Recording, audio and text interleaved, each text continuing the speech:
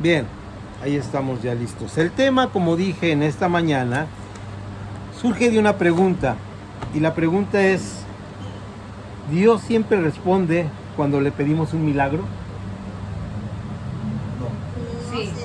No siempre. Sí y no. Voy a responder yo y al final les voy a dejar que ustedes respondan para ver lo que yo traigo y luego les doy lugar a lo que ustedes.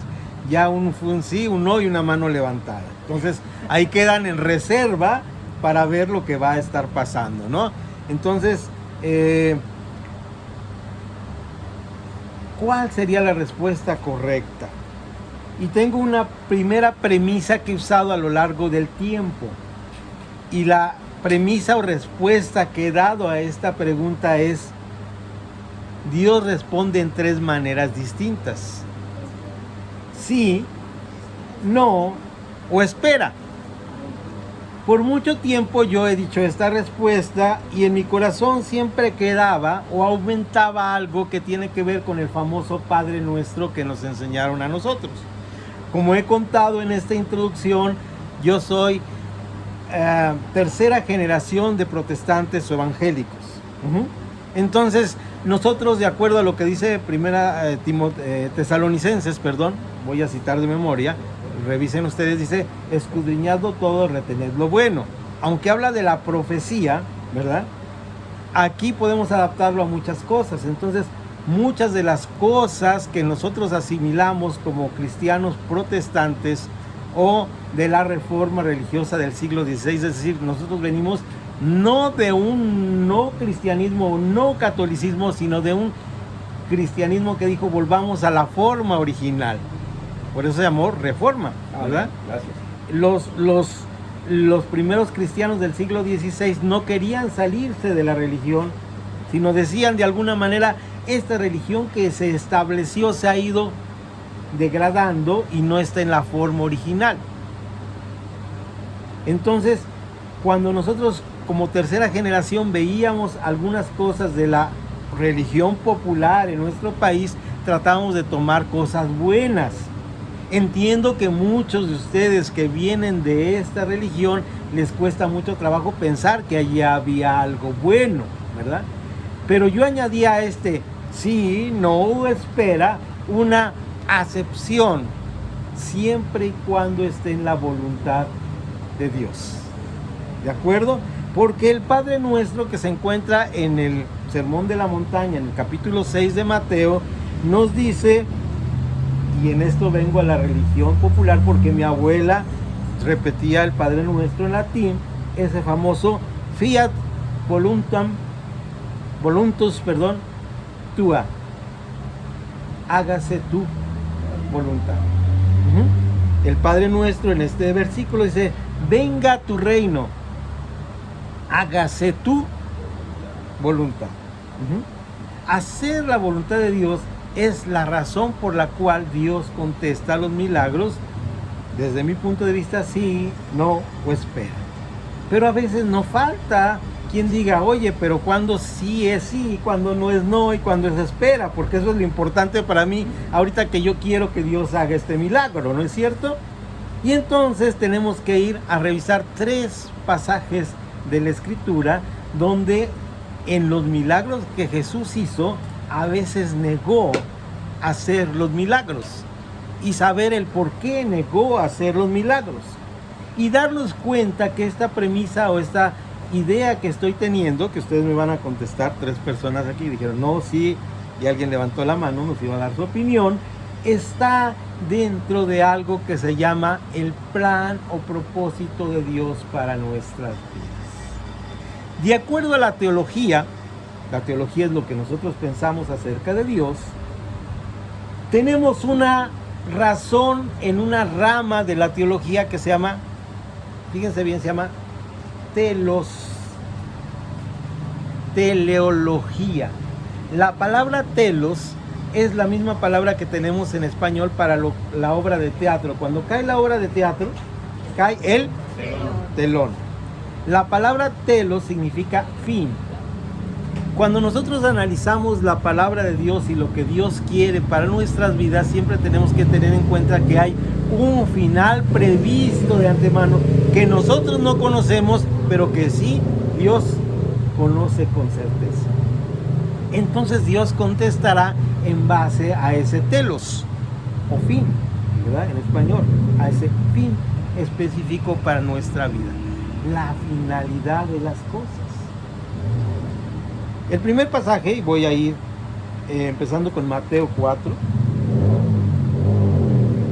leo en la versión de Casiodó de Reina, en la revisión, insisto a veces en esto y tal vez sea malo insistir, no es versión, sino es revisión, ¿verdad? Se revisó desde el año del siglo XVI, estamos en 500 años de esta traducción de Casiodó de Reina y se ha esporádicamente revisado, y la 60 en el capítulo 4 de Mateo, desde el versículo 1 al versículo 3, al versículo 4, perdón, nos habla de una experiencia. Doy el antecedente rápido para tener el contexto.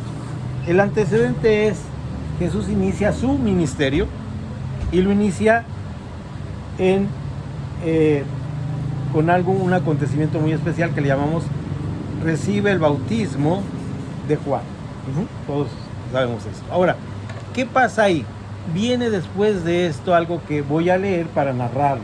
Dice: entonces Jesús fue llevado por el Espíritu al desierto para ser tentado por el diablo. Y después de haber ayunado 40 días y 40 noches, tuvo hambre. Y vino a él el tentador y le dijo: si eres hijo de Dios, di que estas piedras se conviertan en pan. Él respondió y dijo: escrito está, no solo de pan vivirá el hombre, sino de toda palabra que sale de la boca de Dios. Bueno, ya tenemos este pasaje, hablemos un poquito acerca de este pasaje. ¿Qué está pasando aquí en el contexto de la pregunta que hice? Dios siempre responde afirmativamente a nuestras peticiones. ¿Quién estaba haciendo la petición aquí? El diablo, el Satanás. Ahora dirán ustedes: bueno, es que no le va a responder positivamente al diablo, ¿verdad? Pero vean ustedes la sutileza. El diablo es conocido como el adversario. ¿Qué buscaba el adversario? Jesús había venido con un propósito: establecer el reinado de Dios en la tierra. Y dice que tomó el rollo del libro en la sinagoga donde entró, en su tierra, y dijo: esta palabra se cumplirá hoy. ¿Qué era esta palabra? Traer pan a los pobres. Y le dice: mira, te la pongo fácil. ¿Qué no eres tú, hijo de Dios? ¿No puedes hacer milagros? ¿No vienes a hacer milagros? Además, ellos estaban esperando un Mesías, vamos a hablar de esta palabra, un ungido, un venido del cielo, que iba a venir con señales y prodigios. El pueblo esperaba un Mesías con señales y prodigios. Y al venir este adversario a tentarle, le dice: bueno, mira, si puedes convertir las piedras en pan para comer tú, pues imagínate cuántas piedras y cuánto pan podrías convertir para todas las personas. Pero ahí está una parte importante de la respuesta. Si Dios responde a todo que sí en cuanto a lo que pedimos como milagros, debe estar de acuerdo a qué cosa, a la palabra de Dios, porque la respuesta de Jesús dice: respondiéndole él, le dijo: no solo de pan vivirá el hombre. Más que una respuesta sabia de que se fue al libro de Deuteronomio, le está diciendo: no es para eso que vine, no es para saciar ese tipo de hambre, lo vamos más a ver adelante, sino para dar algo más. Ahora, humanamente nosotros decimos: bueno, si a nosotros nos hubiera tocado y hubiéramos tenido el poder de convertir las piedras en pan, ya por lo menos Tlajomulco ya tuviera suficientes hogazas de pan, ¿verdad?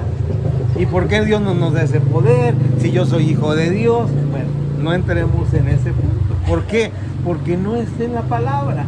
Dice, no solo de pan vivirá el hombre. Esto es la primera parte y es muy interesante, ¿no? ¿Es cierto? Esta es la razón. Y llegamos entonces a decir, en la primera razón por la cual Dios puede contestar un no, o un espera, o un sí, es porque estamos dentro de un proceso de vida.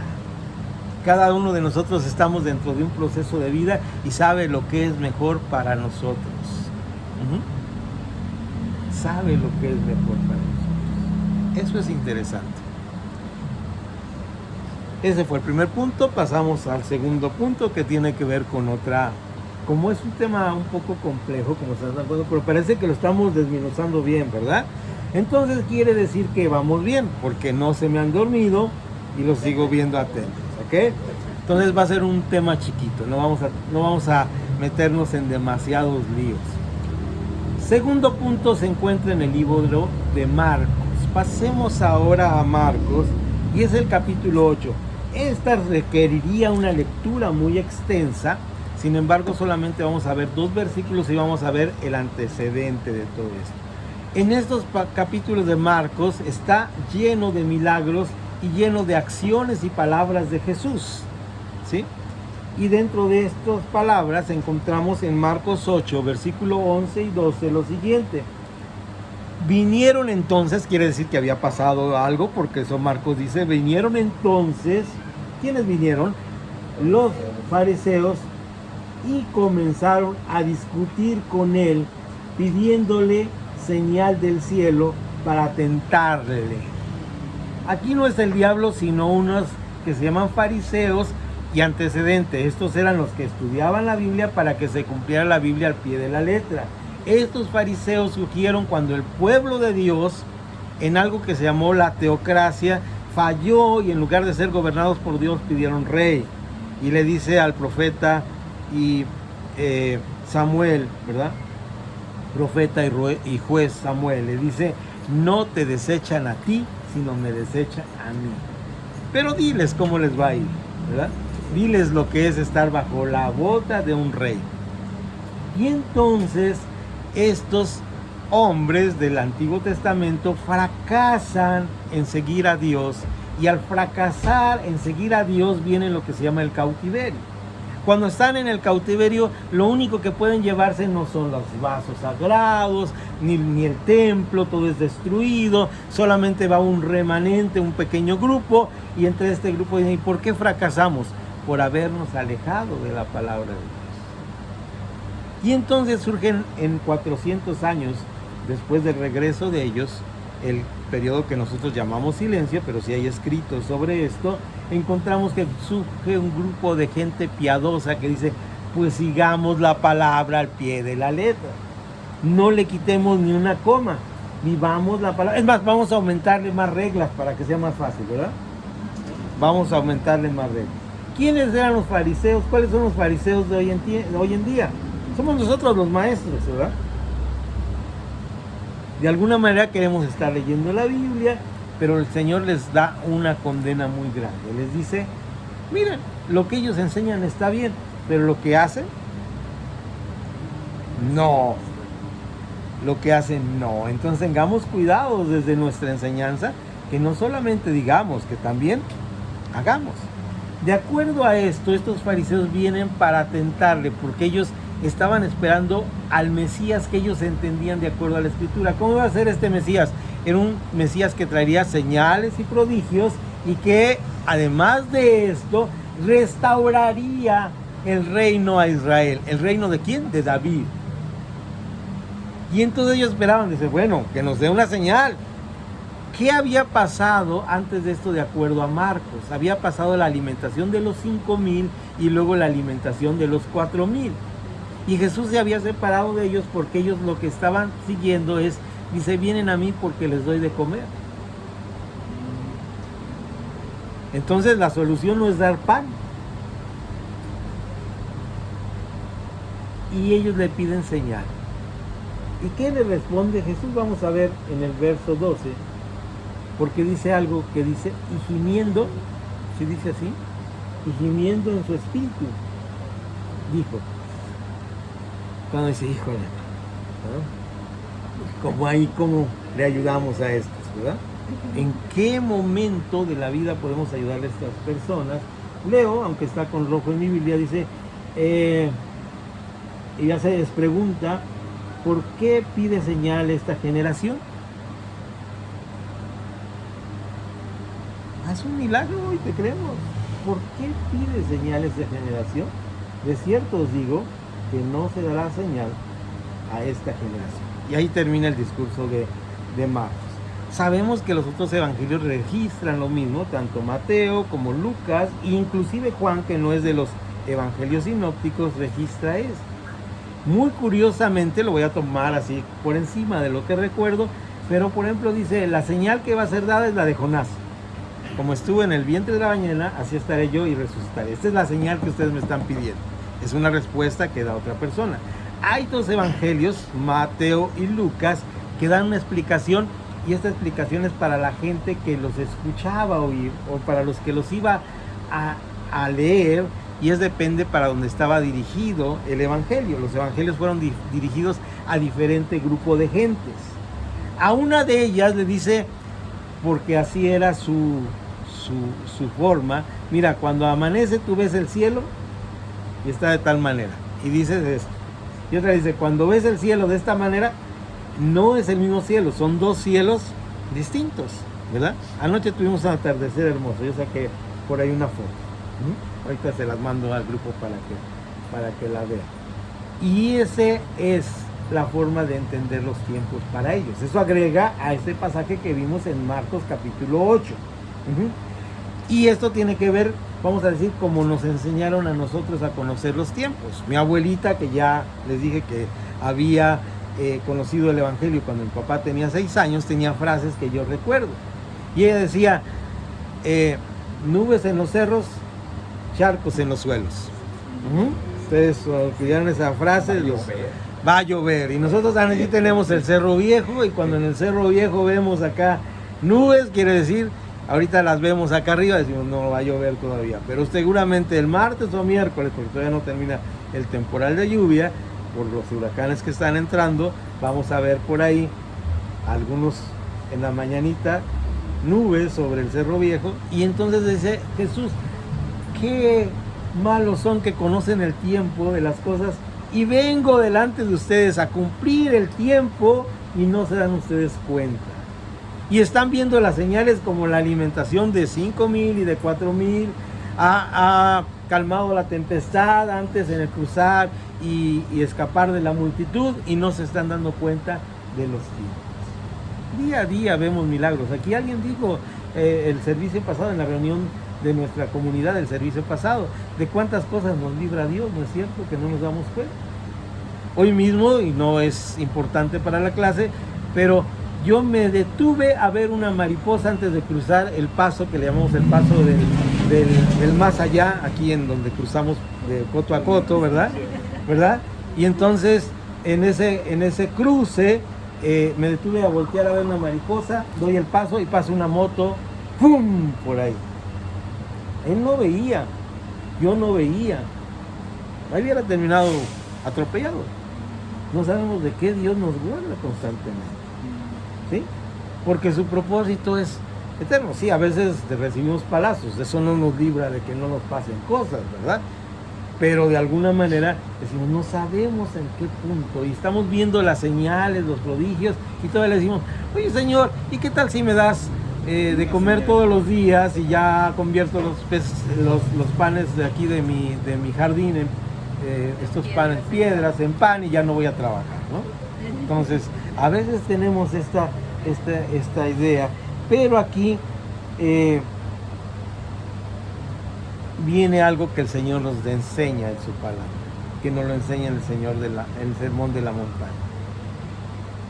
¿Por qué estas personas no entendían los tiempos, los fariseos? ¿Por qué? Porque ellos querían algo de acuerdo a lo que ellos querían, a cómo ellos veían las cosas. Ellos veían un rey que entrara, acabara con el ejército romano, ellos fueran los dueños del mundo, la primera potencia, que estuvieran en el ranking de naciones en el número 1. No, el Señor les pedía a ellos algo tan sencillo cuando dice, ¿Para qué se preocupan? ¿Por qué tienen que comer o qué tienen que vestir? Y en Marcos, en los versículos que hemos leído, para preparar esto, les dice, los que tienen, ustedes quieren estar arriba, quieren ser el número uno, pero los reyes están acostumbrados a esta forma horizontal de mandar. Pero nosotros, aquí entre nosotros, el que sirve al otro, ese es el mayor. Entonces les pide algo que se llama contentamiento.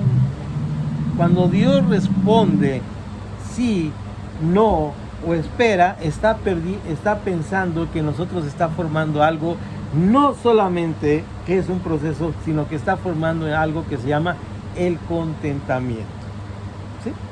Con esto agotamos el segundo punto y veo que ya se me están durmiendo, así que ¿qué les parece si nos vamos y otro día seguimos? No es verdad. Seguimos adelante. Ahora me van a decir ustedes, bueno, era el chamuco, eran los malvados fariseos, pero a los cristianos no nos pasa esto. ¿Hay un testimonio en la Biblia de que pase esto con algún cristiano? ¿Sí? ¿Le pasa esto también a nosotros los cristianos que oramos y el Señor nos dice no? Como a los fariseos. A los fariseos les dijo, ¿qué cosa? No. No voy a dar una señal a ustedes. Lo encontramos en una maravillosa carta que es la defensa del ministerio de Pablo ante una iglesia que lo menosprecia. Esta defensa se da en el segundo libro a los Corintios. Segundo libro a los Corintios. Segundo de Corintios tiene no más de 13 capítulos, según recordamos. Un capítulo antes de terminar, en el capítulo 12, tenemos algo marcado 6 al 9, pero ¿cómo andamos de tiempo? Todavía tenemos un tiempo. Yo sé que a los 30 minutos ustedes se duermen, pero apenas van 20, así que tenemos oportunidad de ver. Segunda de los Corintios, capítulo 12. De hecho, aquí Pablo inicia el final de su carta. Normalmente las cartas duraban lo que duraba el papel, hasta donde tenían su rollo, lo que tenían escrito. Algunas cartas fueron escritas en papiro, otros en pieles, y hasta lo que conseguían, hasta donde es como la hoja del cuaderno, ¿verdad? Hasta donde llegaba, hasta ahí terminaba la carta. Por lo menos eso se dice por algunos eruditos, y parece que Pablo de repente se da cuenta que ya era el final, y entonces estas son de las cartas que escribió, en donde le alcanzaba entre 12 y 16 capítulos para escribir, ¿no? Y hay cartas muy pequeñas que eran hojitas más pequeñas que hasta ahí, ¿verdad? Hasta ahí escribe. Algunas ya tiene que terminar y dice, ahora voy a escribir con letras grandes de mi propia mano, porque no las escribía, ponía a alguien a escribirlas, ¿verdad? Él tenía algunos problemas. Pero fíjense cómo empieza el capítulo 12. A ver si la luz me ayuda ahorita y los ojos después de esto. Ciertamente no me conviene gloriarme, pero vendré a las visiones y a las revelaciones del Señor. Y luego dice, empieza a platicar, conozco un hombre, si en el cuerpo no lo sé, si en el espíritu no lo sé, que hace 14 años fue arrebatado al tercer cielo. Y ahí escuché una revelación, y esta revelación me podía gloriar en eso. Pero prefiero no gloriarme en esta revelación. ¿Qué revelación había recibido? Pues no es extraña, la revelación que el Señor había muerto tanto para judíos como para gentiles, y que de ahí en adelante la ley simplemente había sido el ayo que nos llevaba a Cristo, es decir, nos había llevado a comprender el pecado, y que este pecado no podía ser lavado por sacrificios temporales, sino necesitaba un sacrificio sempiterno o permanente, que es el sacrificio de Jesús en la cruz del Calvario. ¿De acuerdo? Y en este conocimiento, entonces Pablo llega, ahora sí, en el versículo 6 al 9, que dice, sin embargo, si quisiera gloriarme, no sería insensato, porque diría la verdad, pero lo dejo, para que nadie piense de mí más de lo que en mí ve u oye de mí. Me podría gloriar, pero ahí la paramos, ¿verdad? No voy a seguir de presumido. Y para que la grandeza de la revelación no me exaltase desmedidamente. Para que la grandeza de la revelación no me exaltase desmedidamente. Luego viene una coma y dice, para esta cosa me fue dado un aguijón en mi carne, un mensajero de Satanás que me abofeté. Imagínense, el que fue con Jesús a decirle, convierte las piedras, a este adversario va y le da una cachetada. O sea, no es algo así tan sencillo y tan fácil de comprender, ¿no? ¿Cómo es posible que esté en esta situación el gran apóstol Pablo? Para que no me enaltezca sobremanera, respecto a lo cual 3 veces he rogado al Señor que lo quite de mí. O sea, 3 veces ha tenido una relación tan profunda con Dios que está como en esos momentos donde decimos, sí, aquí está Señor y estoy platicando contigo. Y dice, oye, ¿y no podías quitarme este aguijón de la carne? Me está incomodando. ¿Qué es un aguijón? Sí, con una espinita, ¿verdad? De esas que vienen en el nopal. No estamos a gusto hasta que nos la sacamos, ¿verdad? Y a veces ni nos duele, pero pasamos por ahí, ¿verdad? Se ha especulado mucho cuál era la enfermedad de Pablo.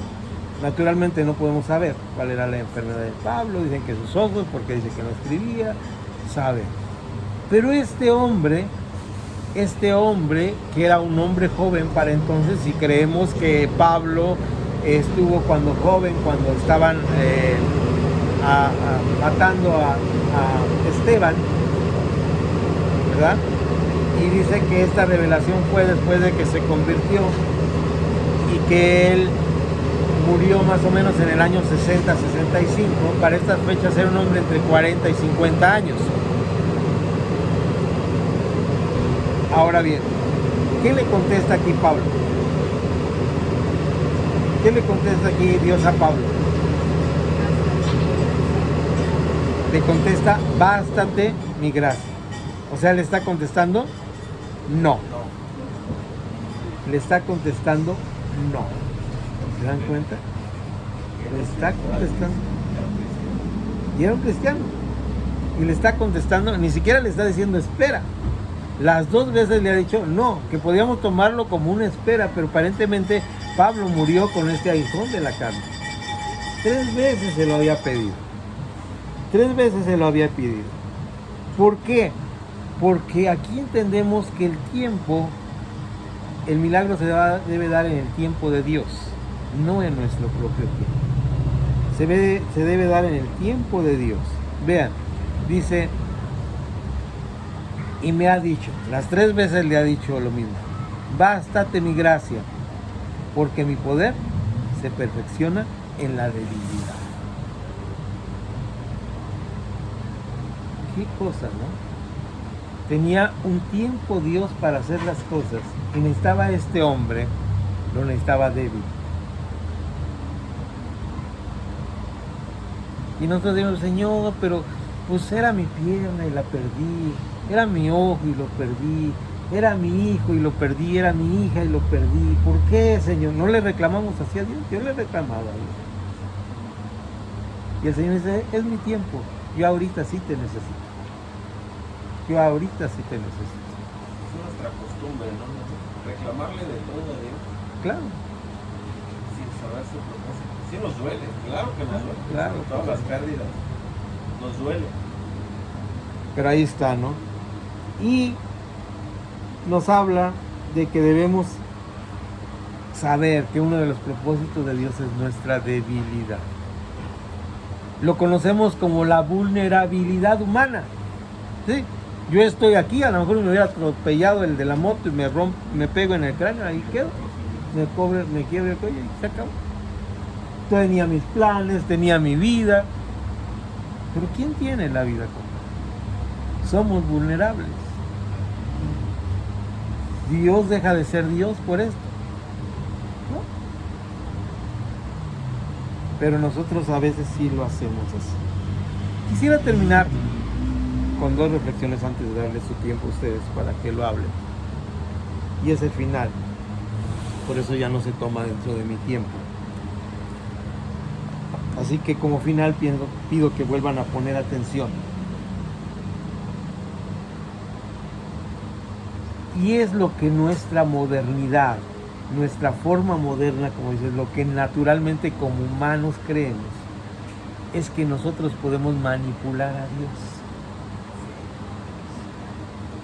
Las corrientes del mundo invaden nuestra iglesia. Bueno, fuera que fuera con herejías magníficas que pudiéramos identificar y atacar, no, es sutilmente. A veces con la misma palabra de Dios. Y dentro de estas cosas que vienen es, pues ahora está de moda la buena vibra, ¿verdad? Y la gente dice, no dan la bendición de Dios, primero como si ellos fueran los dadores de la bendición. Yo, en mis tiempos de joven, cuando les cuento de esas 3 generaciones, nadie se atrevía a decir, yo te bendigo. El Señor te bendiga, decíamos, ¿no?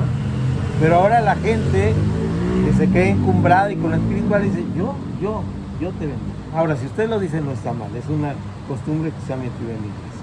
Y además de esto dicen, pues, que el Señor te dé así como un toque espiritual, ¿verdad? Para tener energía, y esto es la buena vibra. Y esta buena vibra llega al momento que dices, además de esto, de esta buena vibra que puedes tener, y eso también es influencia de las culturas del hinduismo, de las culturas que no tienen que ver con un Dios de la Biblia, dicen, además de esto, pues tú puedes encerrar a Dios aquí en un nichito y lo puedes tener, ¿verdad? Así que exígele a Dios, arrebátale a Dios la bendición. ¿Por qué es esto? Porque nosotros no tenemos la comprensión de un Dios sempiterno, creador de todas las cosas, que tiene todo en control,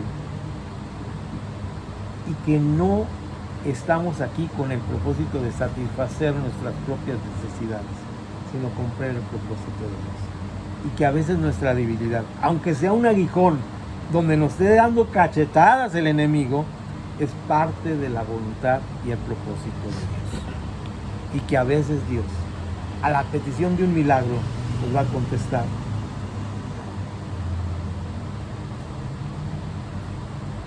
Y la otra razón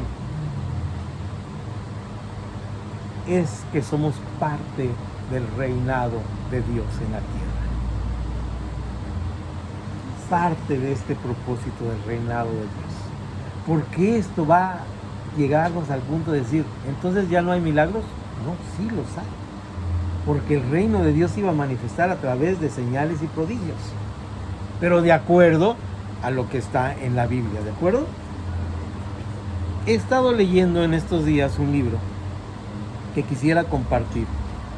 Si en algún momento me fallan los ojos porque me está pegando la luz de adelante, pues le voy a pedir a doña Esther, que me ayuda siempre, que me ayude, pero si no, ahí estás bien, no te preocupes.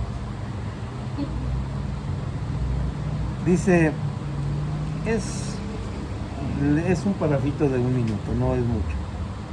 Y es este libro que se llama El Evangelio de la Paz y el Reino de Dios. Estás hablando, ¿no? Del Evangelio de la Paz. Por eso decía lo que hace un momento comenté. Y es de un señor español, anabautista, que se llama Antonio González. Y el contexto es que él empieza a analizar y decir que, para que ustedes entiendan, que hay 2 maneras de querer hacer iglesia o querer ver el reinado de Dios en la tierra. Y una de ellas es lo que él llama la teocracia. La teocracia quiere decir el gobierno de Dios, y esto se oye muy bonito y está bien. Y una teocracia que Dios estableció sobre nosotros, pero no funcionó. Muchos han querido establecer nuevas teocracias, es decir, pues ¿por qué no todos los cristianos votamos por Panchito Pérez y que él sea presidente, además es pastor, y ya entonces acá se arregla el mundo?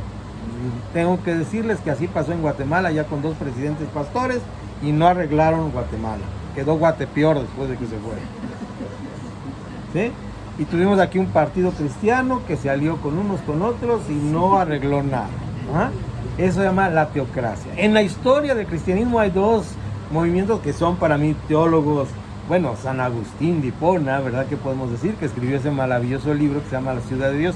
Un libro muy aburrido porque empieza a hablar de medidas, de cómo debería ser la ciudad de Dios. Y a Roma, estaba hablando de Roma y se le cumplió. Se le cumplió que Roma llegara a ser la ciudad de Dios, pero por lo menos 21 siglos después vemos que no han cambiado el mundo. Otro gran hombre es un hombre de Ginebra, al cual respeto mucho, ¿verdad?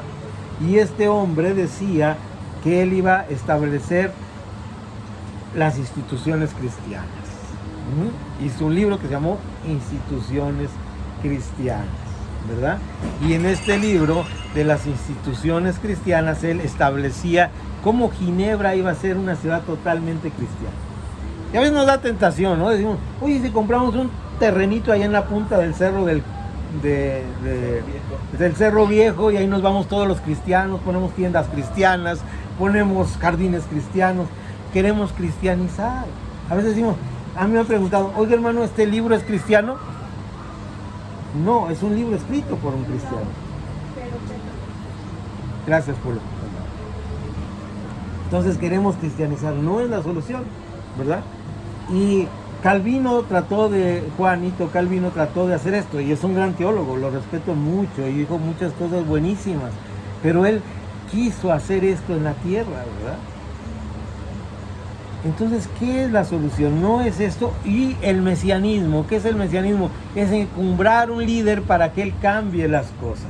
Y nos dice este señor González, ¿verdad? Antonio llega a decirnos lo siguiente, leo después de darles este contexto, dice aquí, tanto la teocracia como el mesianismo se diferencia radicalmente del reinado de Dios que Jesús proclamó con sus obras y palabras. El reinado de Dios es una buena noticia para los pobres, Mateo 11:5, cosa que ni las teocracias ni los mesianismos son, al menos a largo plazo.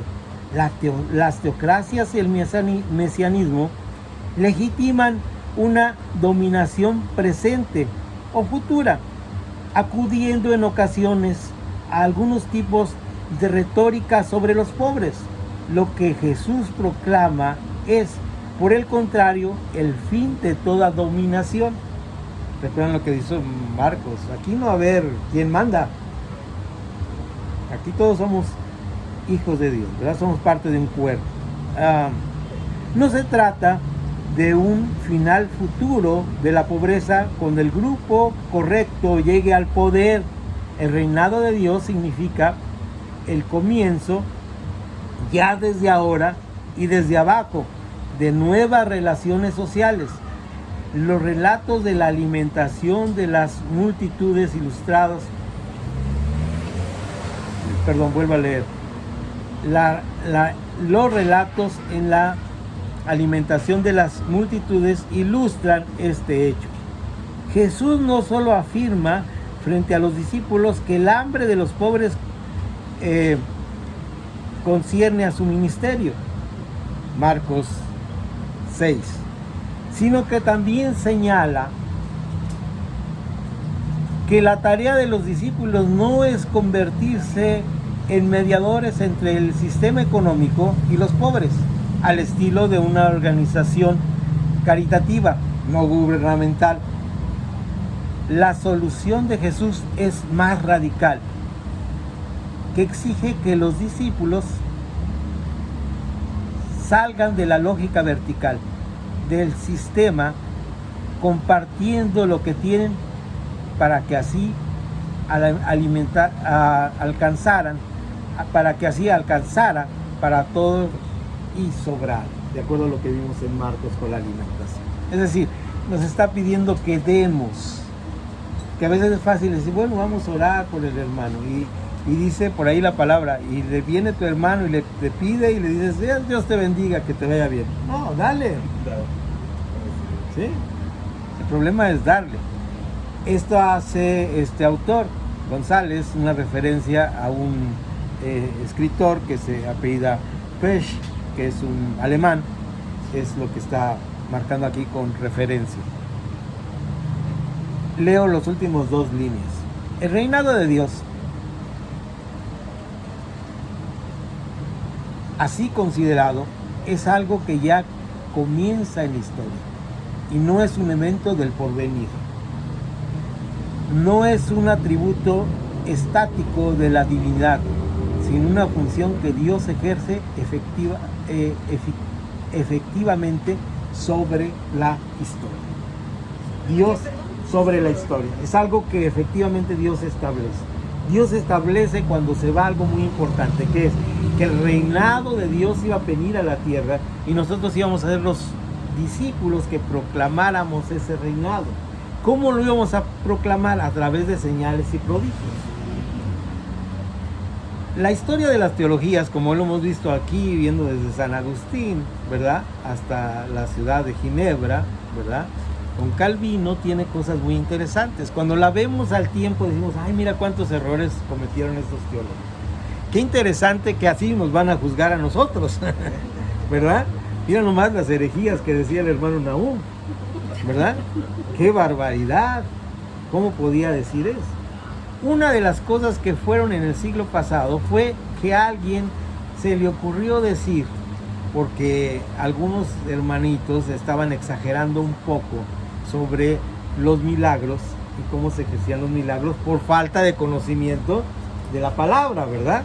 Y entonces alguien dijo, ¿saben qué? Esto ya se acabó cuando el libro de los Hechos. Y utilizó la palabra cesó y le llamaron cesacionistas. Y otros dijeron, no, los milagros deben continuar. Mira, ninguno de los dos tenían que pelear ni discutir. La palabra es clara. El reino de Dios va a ser establecido y dice Marcos al final, y estas señales seguirán a los que creen en mi nombre. Y las señales no son para exhibir o decir, a ver niño, ven acá, te voy a arreglar tu pie para que vean qué santo y bueno soy. Es en el momento, tiempo preciso de Dios. Qué interesante tema, ¿no? Qué interesante tema. A mí me agarró, me llamó.